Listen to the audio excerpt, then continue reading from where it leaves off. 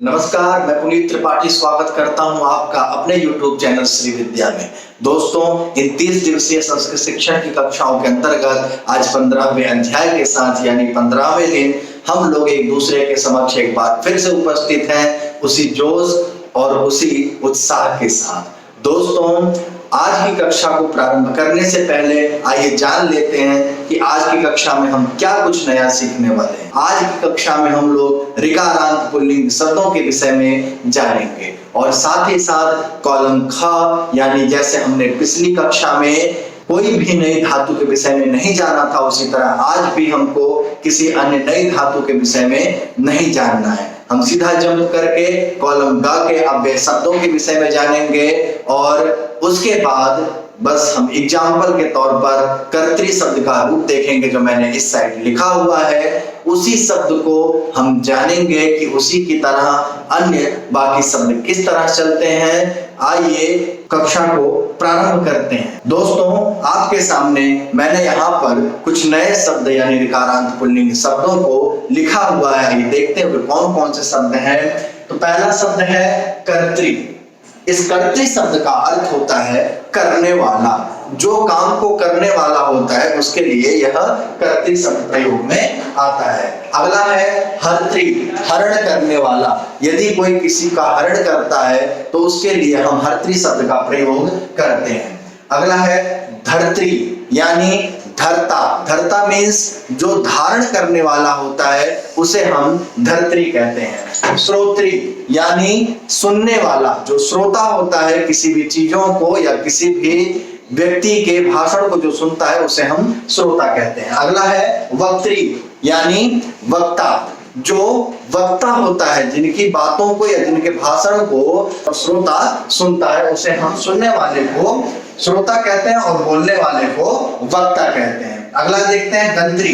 गंत्री यानी जाने वाला, जो जाने वाला होता है उसके लिए हम गंत्री शब्द का प्रयोग करते हैं। नेक्स्ट है दृष्टि यानी देखने वाला। दृष्टि यानी देखने वाला।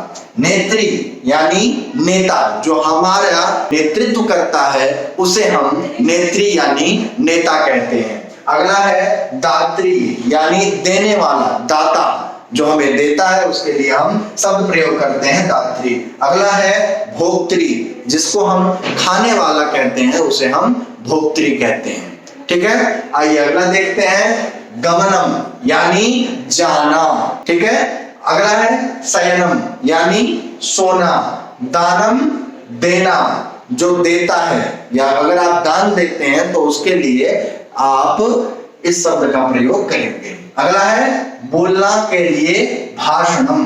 ठीक है, भद्रम के लिए कुशलम, यानी भद्र का जो अर्थ होता है उसका अर्थ होता है कि आप कुशल रहें, आप ठीक ठाक रहें। अगला है कुशलम, वही इसका अर्थ है यानी कुशल। ठीक है, अगर आप भद्रम प्रयोग करना चाहें तो आप भद्रम प्रयोग में ले सकते हैं। यदि आप कुशलम का प्रयोग करना चाहें तो आप कुशलम का प्रयोग कर सकते हैं। आइए देखते हैं किसके रूप किसकी तरह चलते हैं। नियम के हिसाब से कक्षा की जो सूचना है उसके हिसाब से कर्तरी से लेकर के भोक्तृ शब्द तक के जो रूप हैं वे सभी कर्तरी की तरह यानी इस शब्द की तरह चलते हैं।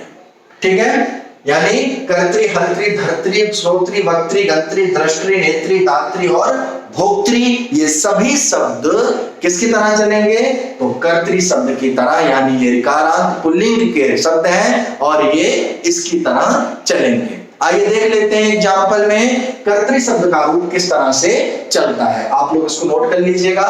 कर्ता, कर्तारु, कर्तारः, कर्तारं, कर्तारौ, कर्त्रीन्, कर्त्रा, कर्तृभ्याम, कर्तृभिः, कर्त्रे, कर्तृभ्याम, कर्तृभ्यः, कर्तुः, कर्तृभ्याम, कर्तृभ्यः, कर्तुः, कर्त्रोः, कर्तॄणाम्, कर्त्री, कर्त्रोः, कर्तृषु, हे कर्ता, हे कर्तारौ, हे कर्तारः। इस तरह से हम लोग कर्तरी शब्द का रूप चलाएंगे। अगला एक बार और देख लेते हैं। धर्त्री शब्द का रूप। धर्ता धर्तारो धर्तारः, धर्तारो धर्तारो धर्त्रीन्, धर्त्रा धर्तृभ्यां धर्तृभिः, धर्त्रे धर्तृभ्यां धर्तृभ्यः, धर्तो धर्तृभ्यां धर्तृभ्यः, धर्तो धर्त्रोः धर्तॄणां, धर्त्री धर्त्रोः धर्तृषु, हे धर्ता हे धर्तारो हे धर्तारः। इसी तरह आप अन्य शब्दों का भी अभ्यास करेंगे। मैं उम्मीद करता हूं कि आप लोग इसका अभ्यास करेंगे, इसको आप कंठस्थ करेंगे। आइए कॉलम का के अव्यय शब्दों के विषय में जानते हैं। 4 शब्द हैं। 4 शब्द कौन कौन से? समक्षम, मध्य, अंतः, अंतरे।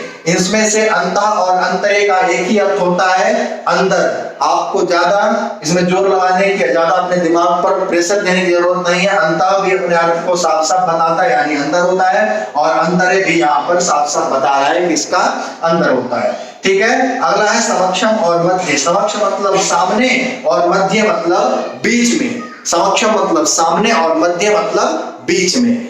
ये 2 शब्द आपको दिमाग में रखने हैं। आइए देखते हैं इसके बाद हमें क्या करना है। ठीक है। इसके बाद हमें षष्ठी विभक्ति के उन अन्य नियमों के विषय में, मतलब इसके बाद हम लोग सीधा नियम देखेंगे, नियम के बाद उदाहरण देखेंगे, और उसके बाद हम अपनी कक्षा को यहीं पर विराम देंगे, क्योंकि ज्यादा विषय वस्तु नहीं है इस 15वें अध्याय में। आइए देखते हैं। नियम संख्या 42, 43, 44 और 45, ये 4 नियम है हमारे पास, जो कि ये चारों नियम हमारे लिए षष्ठी विभक्ति के कारक होते हैं। यानी इन नियमों में हमें अन्य वो सूत्र यानी अन्य वो फॉर्मूले पता चलेंगे जिनके सहयोग से हम लोग षष्ठी विभक्ति का यूज कर सकते हैं। यानी संबंध कारक के विषय में हम जान सकेंगे कि अन्य किन किन स्थिति और परिस्थिति में षष्ठी विभक्ति का प्रयोग होता है। उससे पहले आप अपने ध्यान में बैठा लीजिए कि आपको कर्तरी शब्द याद करना है, और कर्तरी की तरह ही इन बाकी शब्दों के रूप आपको चलाने हैं, अपनी कॉपी में लिखना है। यदि आपको कोई डाउट है, कोई भी अगर आपको क्वेश्चन है, आप पूछ सकते हैं मेरे पास। आप कमेंट सेक्शन में कमेंट करके आप पूछ सकते हैं। आपको जो भी डाउट है, मैं आपके सभी शंकाओं का समाधान करने के लिए हमेशा उपलब्ध रहूंगा, एनी टाइम। ठीक है। आइए देखते हैं उन नियमों के विषय में। सबसे पहले नियम संख्या 42। नियम संख्या 42 क्या कहती है? आइए देखते हैं। नियम संख्या 42 कहती है कि कृत प्रत्यय, यानी कृत के जो संबंधित प्रत्यय हैं, कौन कौन से यहाँ पर कुछ दिए हैं। धातु के अंत में त्रि, ति, अ, अन, यहाँ पर जो दिए हैं वो कौन कौन से? त्रि, ति, अ और अन आदि लगाकर बने हुए, यानी कृत प्रत्यय लगाकर बने हुए शब्दों के कर्ता और कर्म में, शब्दों के चाहे वो कर्ता हो चाहे वो कर्म हो, उसमें षष्ठी होती है। ठीक है। अगर कृत प्रत्यय लगा हुआ है और उसमें वो कर्ता हो चाहे वह कर्म हो, तो उसमें षष्ठी विभक्ति का प्रयोग हो जाएगा। ये देखते हैं। यहाँ पर एक एग्जांपल है, बालकस्य गमनम। बालकस्य गमनम। अब बालक शब्द है, यहाँ पर अ है। ठीक है। तो बालक शब्द है ना, क के अंत में आ रहा है, तो अकारांत शब्द है, इसलिए बालक जो है ये कर्ता भी है और ये अ अंत वाला कृत प्रत्यय है। तो इसमें क्या हो जाएगा? ये षष्ठी विभक्ति में प्रयोग हो करके, तो यहाँ क्या बन जाए? बालकस्य गमनम, बालक का जाना, यह अर्थ बताता है। अगला देखते हैं, धनस्य दानम। ठीक है। वही सेम चीज है। धन शब्द है, अ लगा हुआ अंत में कृत प्रत्यय में आता है, लेकिन ये कर्म है। ठीक है। धन जो वस्तु है ये कर्म की वस्तु है, इसलिए इसमें षष्ठी विभक्ति का प्रयोग करके वाक्य बनाया गया, धनस्य दानम, धन का दान।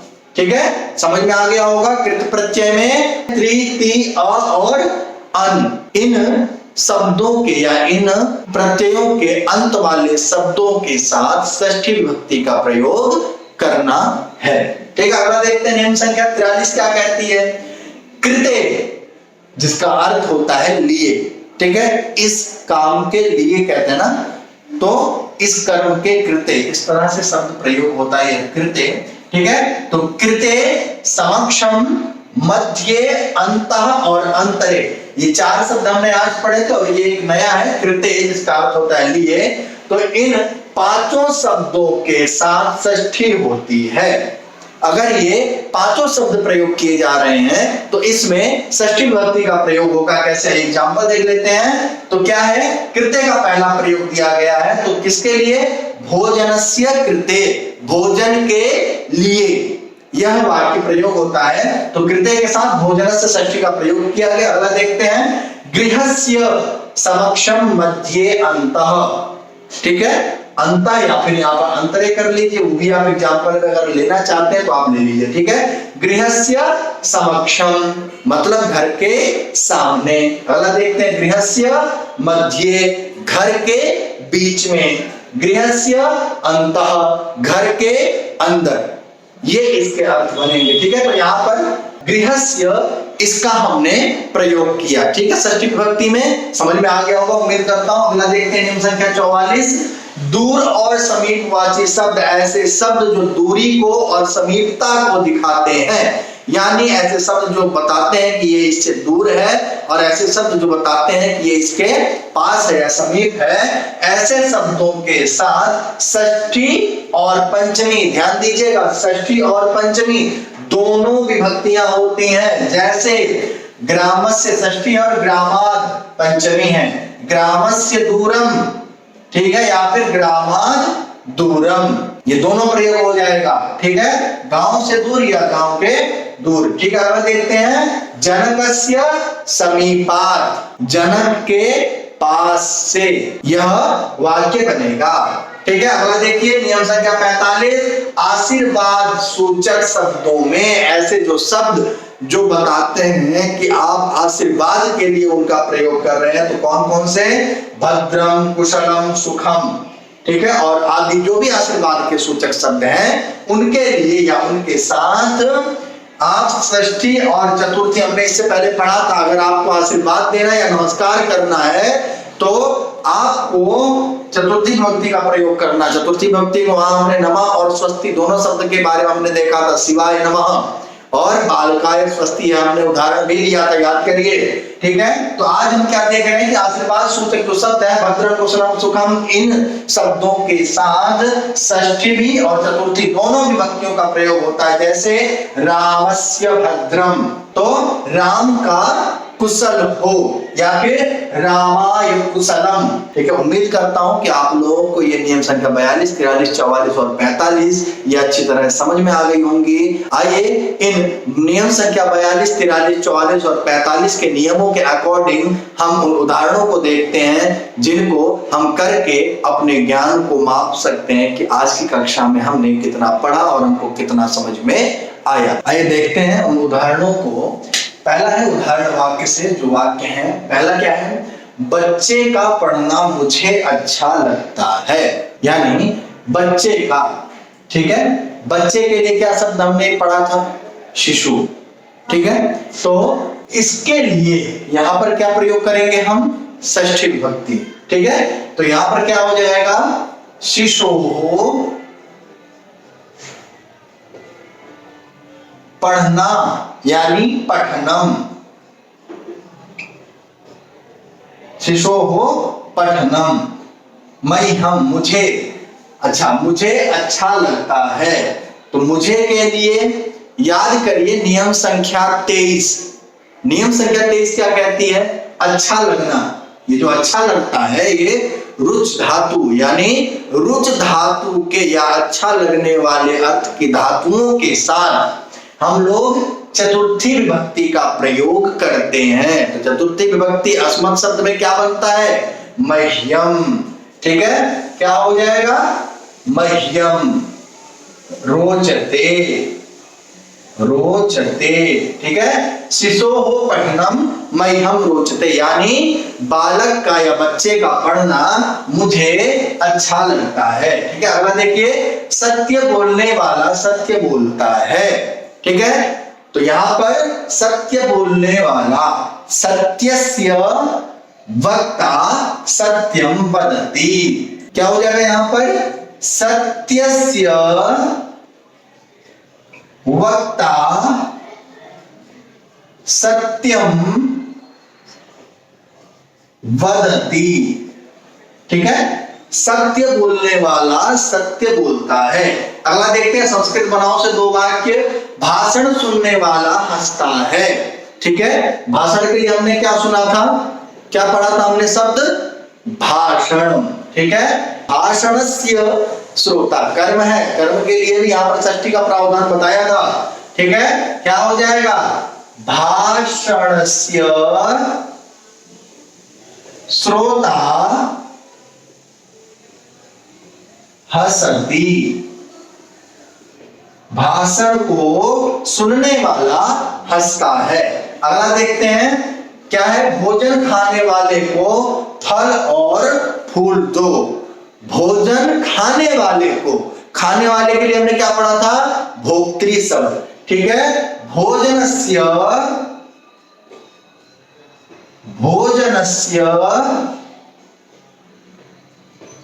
भोक्तारम